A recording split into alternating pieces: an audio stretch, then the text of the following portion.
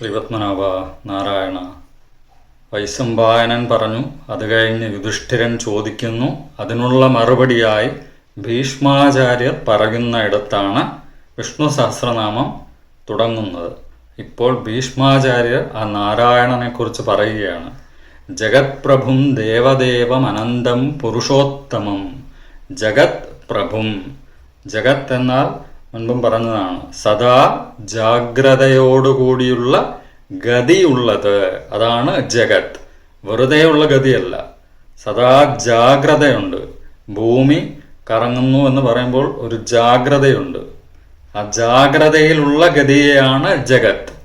ആ ജഗത്തിനെ പ്രഭാവം ചൊരിയുന്ന പ്രവാഹം ഉൾക്കൊണ്ട് ആ പ്രവഹിക്കുന്നതാരോ അത് ജഗത് പ്രഭും. അങ്ങനെ ജഗത്തിൻ്റെ പ്രഭുവായ ദേവദേവമനന്തം, രണ്ട് ദേവദേവ എന്ന് പറയുന്നുണ്ടല്ലേ, ദേവദേവമനന്തം, 14 ലോകങ്ങളിലും. അതാണ് ദേവദേവ, 2 തവണ ദേവ എന്ന് പറയുന്നത്. ദേവന്മാരുടെ ദേവൻ എന്നൊരർത്ഥവുമുണ്ട്. 14 ലോകങ്ങളിലെയും ദേവദേവന്മാരുടെ അനന്തം. അനന്തമെന്നാൽ അനന്തപത്മനാഭന്റെ അനന്തൻ എന്നുള്ള അർത്ഥവും എടുക്കാം. എന്നാൽ ഇവിടെ അനന്തം എന്നാണ്, അതായത് ഇൻഫിനിറ്റി. നമ്മൾക്ക് ഒരു തരത്തിലും അറിയാൻ സാധിക്കാത്ത, എത്തിപ്പെടാനാകാത്ത ഒരു ജഗത് പ്രഭു ഉണ്ട്. ആ ജഗത് പ്രഭു അനന്തം ആണ്, അനന്തമാണ്, ഇൻഫിനിറ്റിയിലാണ്. അങ്ങനെയുള്ള പുരുഷോത്തമം, പുരുഷോത്തമൻ അല്ല പുരുഷോത്തമം. പുരുഷ എന്ന വാക്ക് സ്ത്രീ പുരുഷ എന്ന് നമ്മൾ പറയുന്ന നമ്മളുടെ ഭാഷയിൽ ഉൾപ്പെടുന്ന ആ അർത്ഥത്തിലല്ല ഇവിടെ.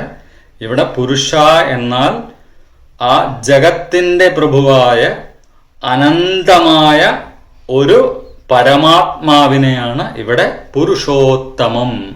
അതായത് ധർമ്മ അർത്ഥ കാമ മോക്ഷങ്ങൾ എന്ന് പറയുന്നത് പുരുഷാർത്ഥം. ആ പുരുഷാർത്ഥങ്ങളുടെ എല്ലാം ഉള്ളടങ്ങിയ ആരോ അത് പുരുഷോത്തമൻ. അതുകൊണ്ടാണ് ഭഗവാൻ ശ്രീരാമചന്ദ്രനെ മര്യാദ പുരുഷോത്തമൻ എന്ന് പറയുന്നത്. കാരണം ധർമ്മ അർത്ഥ കാമ മോക്ഷങ്ങളിലൂടെയാണ് നമ്മളെ രാമായണത്തിലെത്തിക്കുന്നത്. ഇവിടെ പുരുഷോത്തമം എന്നാണ്. പ്രകൃതി പുരുഷൻ, പ്രകൃതി എന്നുള്ളത് നമ്മളുടെ വാസനകൾ, പിന്നെ ഈ നരജന്മം. പുരുഷൻ എന്നാൽ അനന്തമായ ഒരാത്മാവാണ്, പരമാത്മാവ്. അങ്ങനെയുള്ള ഉത്തമമായ പുരുഷാർത്ഥങ്ങളടങ്ങിയ നാരായണൻ സ്തുവന്നാമ സഹസ്രേണ പുരുഷ സതതോദ്ധിത.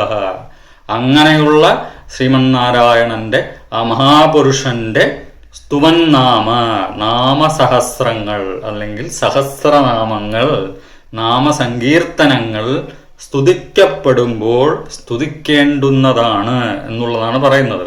സ്തുവൻ നാമസഹസ്രേണ പുരുഷ. വീണ്ടും എടുത്തു പറയുന്നു, ആരുടേതാണ്? പുരുഷ, പുരുഷോത്തമനായ പുരുഷ. ആ പുരുഷ എന്ന് എടുത്തു പറയാൻ കാരണം നേരത്തെ പറഞ്ഞത് പുരുഷാർത്ഥങ്ങൾ നമുക്കായിട്ട് പറഞ്ഞതാണ്. എന്നാൽ ഇപ്പോൾ പറയുന്നത് ആ മഹാപുരുഷ സതതോ ഉദ്ധിത. അങ്ങനെ ആ മഹാപുരുഷന്റെ സ്തുവൻ നാമ, നാമസഹസ്രനാമങ്ങൾ ജപിക്കുമ്പോൾ സ്തുതിക്കുമ്പോൾ എന്നും സതതമായി ഉദ്ധിത, എന്നും നമ്മളുടെ ഈ ആത്മാവ്, ജീവാത്മാവ് ആ പരമാത്മാവിലേക്ക് ഉദ്ധിത, വളർച്ചയിലേക്ക് എക്സ്റ്റെൻഡ് ചെയ്യപ്പെടും. അതായത് ഉദ്ധിത, ഉയർത്തെഴുന്നേറ്റ് നമ്മൾ ആ പുരുഷോത്തമനായി മാറും. അതുകൊണ്ടാണ് ഇവിടെ കൃത്യമായി ഭീഷ്മാചാര്യർ ആദ്യം തന്നെ ജഗത് പ്രഭും എന്ന് പറയുന്നത്. അപ്പോൾ ജഗത്തിൻ്റെ പ്രഭുവായ ശ്രീമൻ നാരായണനെ സ്തുതിക്കേണ്ടതിൻ്റെ അർത്ഥവും കൂടിയാണ് ഈ എടുത്തു പറയുന്നത്. ജഗത് പ്രഭും ദേവദേവമനന്തം പുരുഷോത്തമം സ്തുവന്നാമ സഹസ്രേണ പുരുഷ സതതോദ്ധിത. ശ്രീപത്മനാഭ നാരായണ ശരണം. പത്മ.